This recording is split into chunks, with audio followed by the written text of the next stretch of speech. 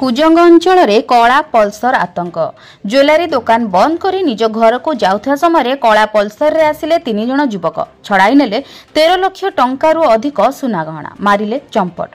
खबर पाइबा परे छानबीन चलाइछि कुजंग पुलिस। एही भली घटना देखिबाकु मिलिछि कुजंग अंचल रे।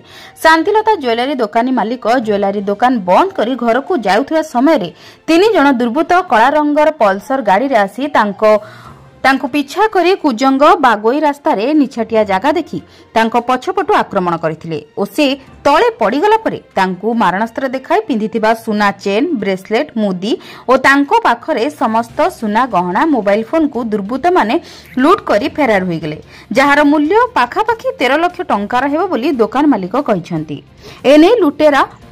एने लूट्र शिकार होइथिबा ज्वेलरी मालिक कुजंग थाना रे लिखित अभियोग परिबा परे कुजंग पुलिस घटनार छानबीन आरंभ करिछि।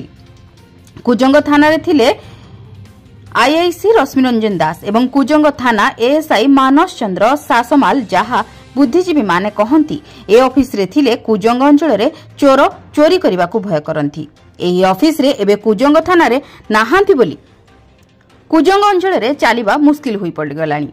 जगतसिंहपुर संतोष मलंग रिपोर्ट जन अधिकार लाइव।